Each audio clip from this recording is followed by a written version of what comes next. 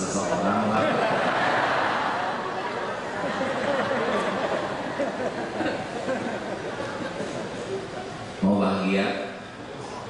Mau bahagia, lepaskan hati dari ingin dipuji orang. Bukan berarti kita bebas berbuat apapun, tapi dalam berbuat kebaikan, kata kuncinya dalam kebaikannya. Jadi jangan sampai ke masjid pakai celana bolong-bolong, kaos singlet, kaos kaki panjang sebelah. Kenapa Bapak begini? Saya tidak ingin dipuji siapapun. Memang tidak ingin dipuji siapapun, tapi bikin orang mau mencaci.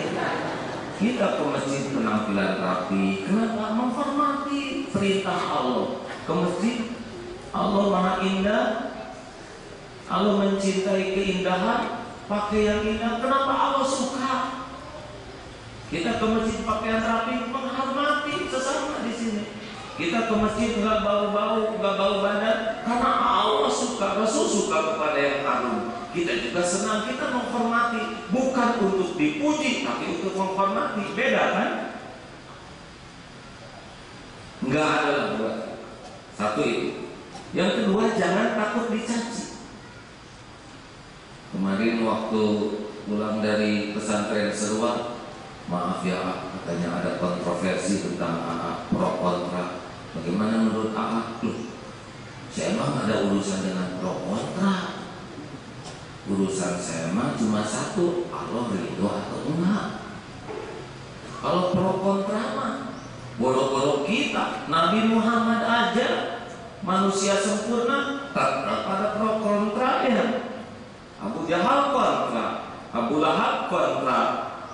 Jadi bukan urusan kita pro dan kontra, urusan kita cuma satu, benar.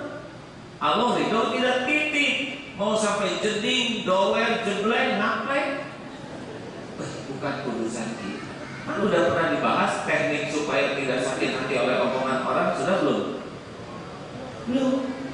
Di sini belum. Ibu baru datang sekarang ya. Kita boleh memojokkan. Bagi yang belum tahu ilmunya, nih, ini ilmu penting. Dulu nggak pernah keluar karena belum nyobain.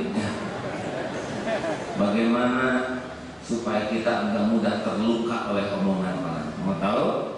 Siapa yang menciptakan kita? Allah. Yakin? Yang menghidupkan kita? Yang memberi hidayah, taufik? Yang memberi rezeki? Jawab yang jelas siapa? Yang angkat derajat? Yang mengampuni dosa kita, yang menutupi aib kita, yang memberikan kemuliaan, yang memberi husnul khotimah, yang punya surga. Tuh, kalau semuanya karunia datang dari Allah, kenapa kita jadi capek mikirin mulut orang? Mau ngomong apapun tentang kita, kan Allah tadi yang ngasih ya. Kalau Allah mau memberi sesuatu kepada kita, lalu orang sedunia tidak setuju, datang nggak ketentuan Allah untuk kita? Datang tidak? Bisakah orang menghalangi apa yang Allah tetapkan? Bisa atau tidak? Kalau bisa, bisa. Kalau tidak, tidak. Jangan suka ragu-ragu. Bisa, jangan. Kita harus punya keberanian mengambil sikap. Ya. Kalau Allah mau mengangkat derajat kita dan orang tidak mau memuliakan kita, apakah akan terangkat? Pasti terangkat. Innama amruhu idza arada syai'an ay yaqula lahu kun fayakun, jadi walaupun nanti ada syariatnya. Jadi tidak usah ceramah begini untuk dipuji orang. Apa? Saudara puji sampai bagus, nggak ngepek buat Allah ya. Ngepek tidak pujian saudara buat Allah? Enggak ngepek sama sekali. Yang berefek buat dunia akhirat kita tuh cuma satu, pujian Allah. Makanya udah gak usah centil. Mau ngapain kita cari pujian orang? Udah capek. Udah gitu oleh Allah dibalikan hatinya bukan muji, enak lagi. Memang orang memuji kita bakal selamat? Enggak ada tuh. Keselamatan itu cuma satu, Allahumma antas salam wa minkas salam wa ilaika ya'udus salam. Hanya Allah. Makanya makin seperti ini, dari ingin dipuji, ingin dihargai, ingin dimuliakan, ingin diperlakukan spesial, makin kita enggak ngarep-ngarep apapun dari makhluk, bulat aja ngarep-ngarep dari Allah. Wa may yatawakkal 'ala Allah fahuwa hasbuh. Dicukupi. Nanti Allah menggerakkan orang memuji kita. Nanti kalau Allah mau, Allah gerakkan orang memuliakan kita. Tapi kita nggak nafsu, biasa aja, nggak ngepek gitu. Mau sama aja, mau muji, mau nyaci, Allah lempeng aja. Dan bukan itu yang kita cari. Siapa yang kita cari? Allah yang punya diri kita, yang punya langit dan bumi, yang punya segala-galanya, yang kuasanya mutlak, nggak bisa dihalangi siapa. Mau ngapain sih ibu nyari pujian suaminya? Nggak ada kerjaan.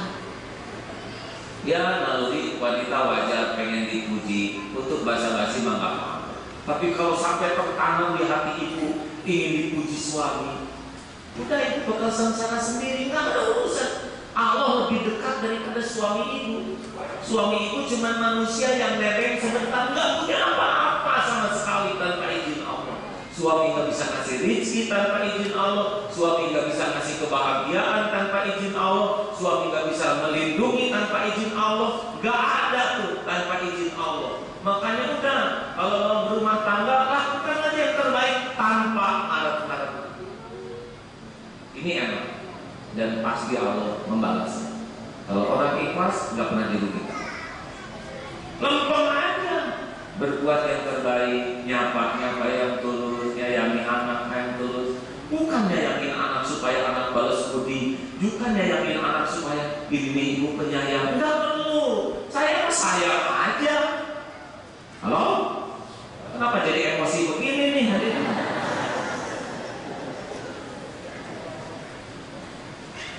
Enak loh, Pak, Bu, katanya begitu. Lakukan aja sekecil apapun kebaikan. Gak usah pedulikan orang lihat atau tidak, muji atau tidak, ada catatannya di sisi Allah. Allah kira-kira melihat tidak kebaikan yang tersembunyi? Kira-kira ada balasannya enggak? Bakal lupa enggak Allah membalasnya? Ada yang bisa menghalangi kalau Allah membalas? Kita udah lupa, Allah nggak pernah lupa. Hakul yakin. Itulah rezeki terbesar ketika hati ini sudah lepas dari berharap dan takut kepada makhluk. Lakukan aja yang terbaik. Dan nggak ada yang lihat nggak apa-apa. Pasti ada kondisi lain. Nyaman, enak. Jadi fokus kita tuh bukan respon orang ke kita, tapi fokus kita adalah Allah. Masih ingat tentang Luqman Hakim membawa anaknya ke pasar? Pertama, bapaknya naik, anaknya nuntun, ketemu sekelompok orang. Ini si bapak gak punya perasaan, masa dia naik, anak nuntun? Salah. Bapak turun, anaknya yang naik keledai. Naik bukit kedua, ketemu lagi sekelompok orang. Ini anak kurang ajar, masa dia naik, bapak nuntun? Salah lagi. Akhirnya naik berdua. Sampai bukit ketiga ketemu lagi sekelompok orang. Ini orang tidak punya perasaan, tidak berperi kekeledaian mungkin maksudnya. Masa satu keledai dinaikin berdua? Salah lagi. Akhirnya turun dua-duanya, entah di pangku atau tidak tuh keledai. Sampai ke pasar, kata orang pasar, ini manusia bingung.